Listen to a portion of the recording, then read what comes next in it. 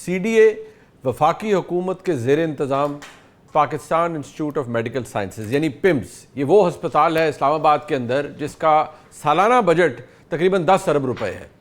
Footfall बेशुमार, इस्लामाबाद के बड़े सरकारी अस्पतालों में से एक। और अगर ये कहा जाए कि इस्लामाबाद के अंदर कोई 500 सरकारी अस्पताल हैं जिनकी मैनेजमेंट मुश्किल है, तो ये भी गलत होगा, ये झूठ होगा। लेकिन वहाँ पर जो आज अंदोनाक वाक़या पेश आया, जिसके नतीजे में 15 नौमौलूद बच्चे जाँ बहक हुए, आज सुबह ये वाक़या पेश आया। उसके बाद क्या हुआ, हुकूमत का रिस्पॉन्स, वज़ीर-ए-आज़म का एक्शन, वफाकी सेक्रेटरी सेहत की मुअत्तली, उनको इजलास से बाहर जाने का कहा गया। वज़ीर सेहत जनाब मुस्तफ़ा कमाल साहब पहले कराची में थे, फिर वो तकरीबन शाम 3-4 बजे पिम्स तशरीफ़ लाए। जो हुआ उसके ऊपर जो लवाहिकीन हैं उनकी हाहाकार, उनकी जिस तरह से वो जिस तकलीफ़ में वो मुब्तला थे, वो सबके सामने है। अब यहाँ कोई सियासी बयानबाजी आज प्रोग्राम में मेरे ख़्याल में इसका कोई ज़रूरत ही नहीं है। बात सिर्फ इस हवाले से होनी चाहिए कि जो हो रहा है और क्या सिस्टम का क्लैप्स होना, इसे ही कहते हैं, और यही वो सिस्टम है जो क्लैप्स हुआ है। और अगर फिर मोहसिन नकवी साहब ने कहा था तो फिर शायद गलत नहीं कहा था, और इसका नतीजा ये होना चाहिए कि छोटे इंतज़ामी यूनिट्स बने। लेकिन ये तो वफाक है, इस्लामाबाद है, वफाकी दारुल हुकूमत है। ये पंजाब, बलूचिस्तान, खैबर पख्तूनख्वा का कोई फार फ्लंग एरिया नहीं है जो कि निगलेक्टेड है, जहाँ पर रसाई मुमकिन नहीं है, जहाँ रेस्क्यू रिस्पॉन्स मुमकिन नहीं है। ये तो वफाकी दारुल हुकूमत है। अगर वहाँ ये हाल है तो फिर आगे क्या होगा? यही वो सवाल है जो मैं अपने तमाम मोअज़्ज़ज़ मेहमानों के सामने रखूँगा। मेरे साथ लाहौर स्टूडियोज़ में मौजूद हैं जनाब इफ्तिखार अहमद साहब, किसी तारुफ के मोहताज नहीं है, सीनियर सहाफ़ी हैं। बहुत शुक्रिया इफ्तिखार साहब आपका। मेरे साथ मौजूद है जनाब अतर काज़मी साहब, सीनियर सहाफ़ी, सीनियर एंकर पर्सन है। बहुत शुक्रिया जनाब अतर काज़मी साहब आपका। मेरे साथ मौजूद हैं जनाब हसन अयूब खान साहब, सीनियर सहाफ़ी हैं, सीनियर एंकर पर्सन है। बहुत शुक्रिया हसन अयूब साहब आपका भी। अब इफ्तिखार साहब, क्योंकि आप हम सबसे ज़्यादा तजर्बा रखते हैं, मैं आज सुबह से देख रहा हूँ जो हुकूमत का रिस्पॉन्स, वज़ीर-ए-आज़म ने फौरी तौर पर एक इजलास बुलाया, खफगी की, गुस्सा किया। मुझे सिर्फ एक बात बता दें कि जो पहला रिएक्शन होता है ना कि जी आप सेक्रेटरी सेहत को जी मुअत्तल कर दिया गया है, यही तरीक़ाकार है। क्योंकि गुस्सा दो तरफ है, एक है पॉलिटिकल गुस्सा है जो सियासी जमातें निकाल रही है कि नहीं जी मुस्तफ़ा कमाल साहब को ये ओहदे से अलहदा होना चाहिए। दूसरा एक वो गुस्सा है कि नहीं जी ये सब ब्यूरोक्रेसी की इनकॉम्पिटेंस है। क्या होना चाहिए? देखें, सीधी सी बात है, ये नाकामी है ब्यूरोक्रेसी की। और आपने हवाला दिया एक स्टेटमेंट का कि सिस्टम की नाकामी। सिस्टम की नाकामी ऐसे ही है। वो जो दोस्त हमें मशवरा दे रहे हैं कि सूबे बना के डिज़ोल्व करें पावर को, और भाई 4 अस्पतालों का इंचार्ज हो तुम यहाँ पे, छोटा सा एक यूनिट है इस्लामाबाद, उसका ये हाल है, तो आप क्या बात कर रहे हो? बुनियादी तौर पे ये नेग्लिजेंस वही है जो इसकी ऑब्जर्वेशंस हैं वो बिल्कुल सही हैं। The fire and the life safety arrangement were inadequate, हाँ जी, compromise, not as per standard requirement. ये पहले इसी पे रुक जाए ना, ये किसकी जिम्मेदारी है? ये जिम्मेदारी है MS की, डिप्टी सुपरिटेंडेंट की, और डिप्टी सुपरिटेंडेंट ने जिसको ये पावर डेलीगेट किया है एंड रिस्पॉन्सिबिलिटी लगाई है। अब देखना है कि ये आउटसोर्स तो नहीं की हुई, एक नया बीमारी पड़ गई है आउटसोर्सिंग की। अच्छा कि जनाब सीवरेज आउटसोर्स कर दो, बिजली आउटसोर्स कर दो, जो पेंट आउटसोर्स कर दो, जो फर्श आउटसोर्स कर दो, बेड आउटसोर्स कर दो, बेड पे बिछे हुए गद्दे आउटसोर्स कर दो। तो ये भी एक मसला है जिस पे कभी डिबेट होगी। दूसरी बात जो उन्होंने कही है वो बिल्कुल ठीक है। अब खौफनाक चीज़ है, ये लाहौर में मेरी ऑब्जर्वेशन है जी कि संडे को लाहौर के अस्पतालों की लिफ्टें नहीं चलती। संडे को लाहौर के अस्पताल, लाहौर के अस्पताल, आप ये लाहौर की बात कर, मैं लाहौर के अस्पतालों की बात, क्योंकि मेरी ज़ाती ऑब्जर्वेशन है। मेरे भाई के साथ जब ये साने हुआ तब मैंने ऑब्जर्व किया। अब ये बिल्कुल सही है। मुझे बताएं कि ये क्या, इस पर किसकी जिम्मेदारी है? Emergency escape route were found permanently lock from outside. अब मुझे बताएं कि किसकी रिस्पॉन्सिबिलिटी है? मतलब वहाँ के मुकामी मैनेजमेंट की रिस्पॉन्सिबिलिटी है ना। ठीक है। और फिर अगला भी देख लें कि जो पॉइंट है वो बड़ा इंपॉर्टेंट है कि क्राउड मैनेजमेंट नहीं हुई। क्राउड मैनेजमेंट तो खैर बात की बात है ना, सानिया तो हो चुका था। सानिया इसलिए हुआ, दरवाजे बंद थे, लोग जा नहीं सकते थे। ठीक है जी। जो एयर कंडीशन फटा, वो उस एयर कंडीशन को अगर वक्त में चेक किया जाता होता ये, और फिर आग बुझाने वाले आले किधर थे?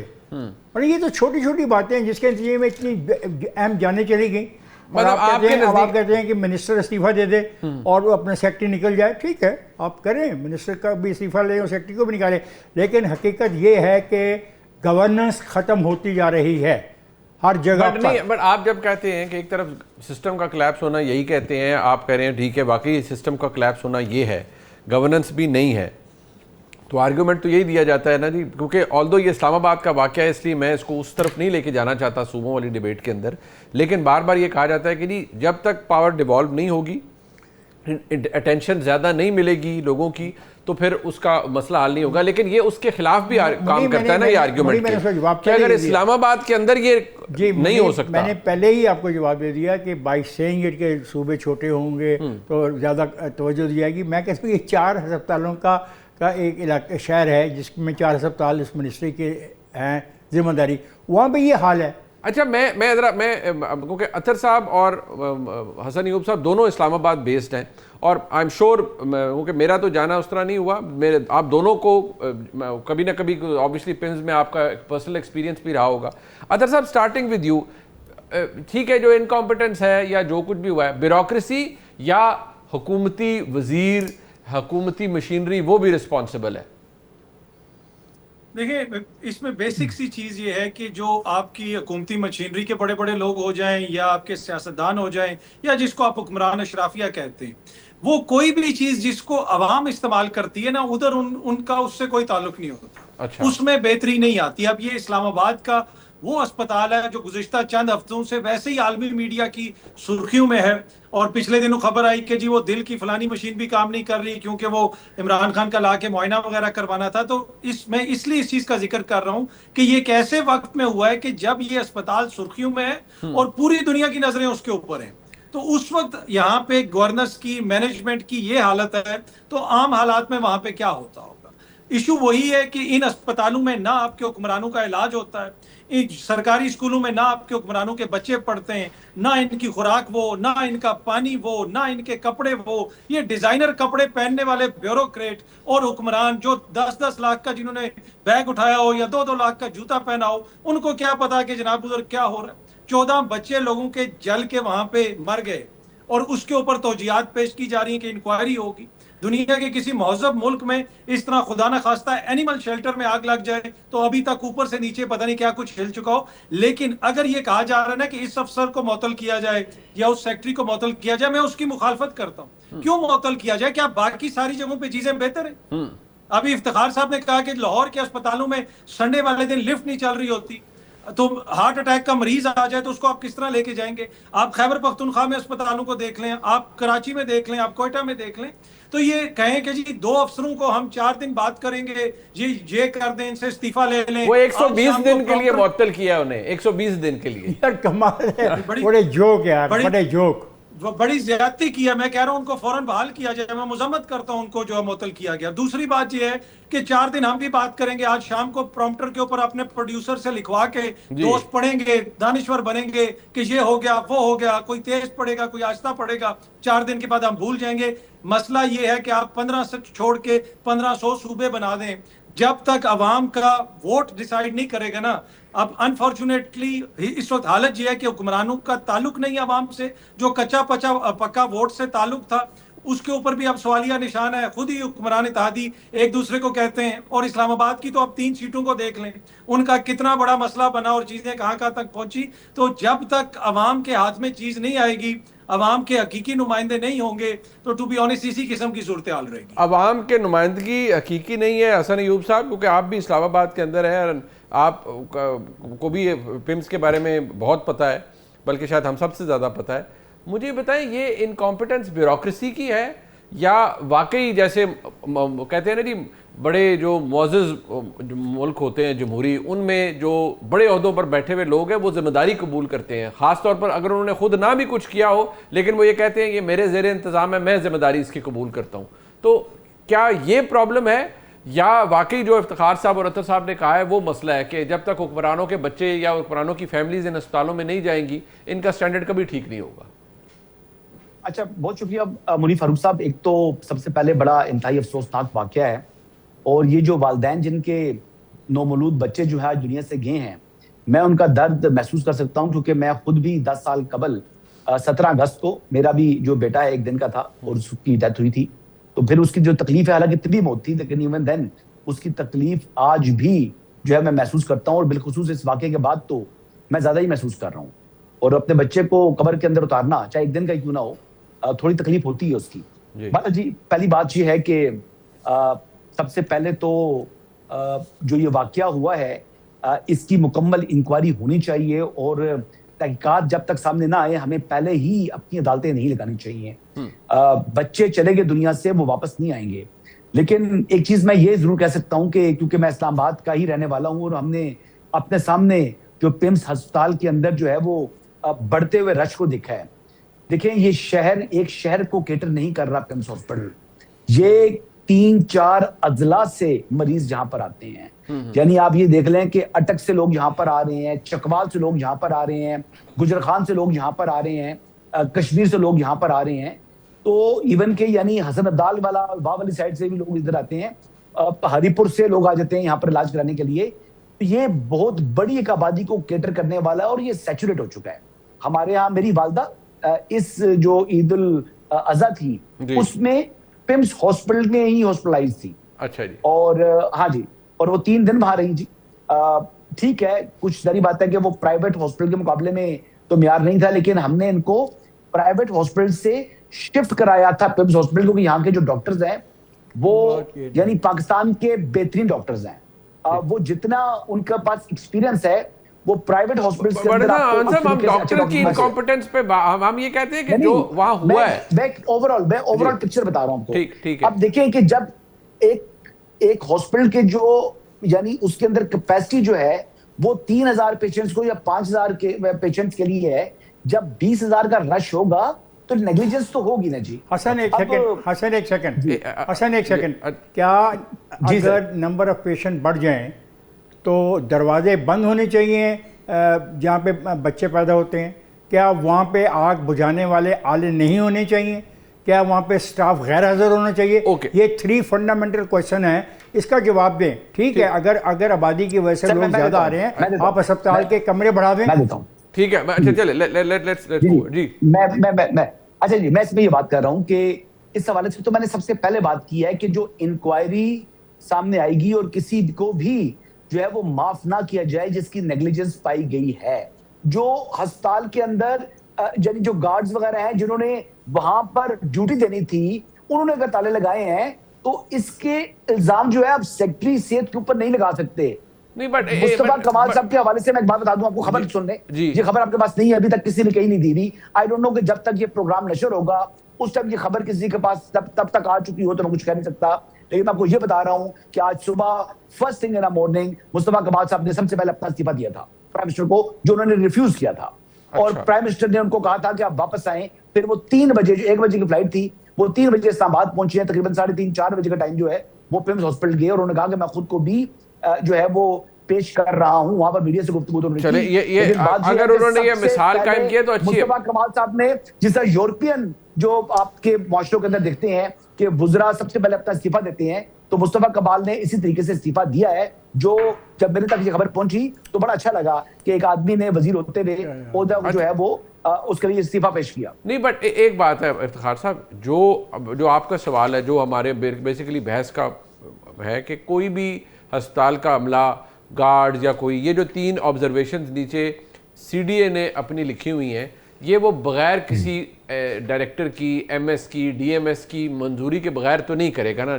दूसरी बात ये है कि अस्पताल का एक प्रोटोकॉल होता है, अगर इमरजेंसी हो जाए तो दरवाजे खोले जाते हैं, रेस्क्यू को एक्सेस दी जाती है। मैं कुछ देर पहले एक क्लिप देख रहा था जिसमें इस्लामाबाद के एक रेस्क्यू के जो अहदेदार हैं वो ये कह रहे थे कि जी दरवाज़ा एक बंद था, एक परमानेंटली बंद हुआ है, तो हमने दीवार तोड़कर एक्सेस किया एक जगह को। अब बताएं हसन साहब, इसका मतलब है लैक ऑफ प्लानिंग है, कोई पूछने वाला नहीं है। ये तो अगर रेस्क्यू वही जो CDA के अंदर काम कर रही है, अगर वो ये कह रही है, इट मीन्स कि there was never a planning, कोई ड्रिल नहीं, कोई कुछ नहीं।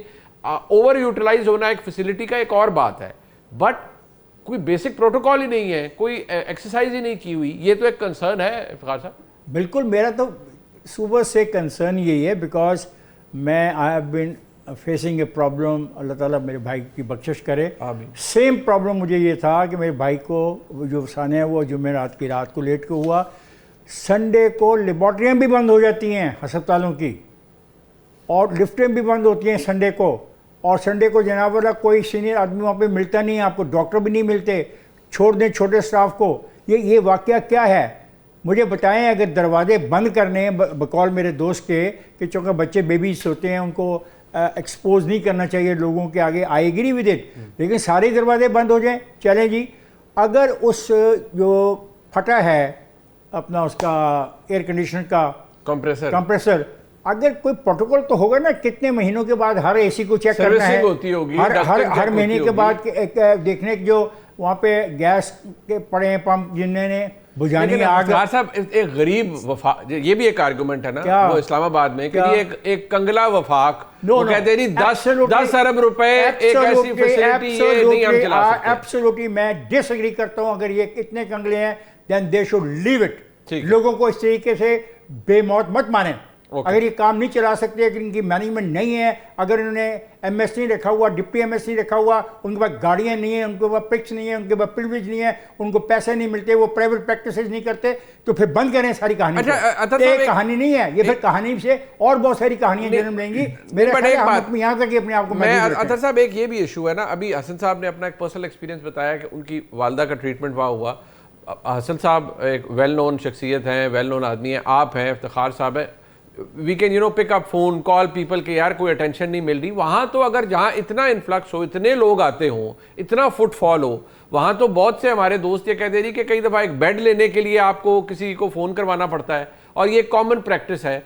अगर इस्लामाबाद के अंदर हॉस्पिटल ओवर यूटिलाइज्ड है, उसकी ओवर यूटिलाइजेशन का ज़िम्मेदार कौन है, फंड्स का या रिसोर्सेज के कम होने का ज़िम्मेदार कौन है? ये जो मैं दोबारा कहूँगा कि अगर कोई प्रोटोकॉल ही नहीं है आज तक अडॉप्ट किया गया तो उसका ज़िम्मेदार कौन है? वो वज़ीर सेहत हैं, वो सेक्रेटरी सेहत हैं, वो वज़ीर आज़म हैं, वो CDA का अमला है, कौन है?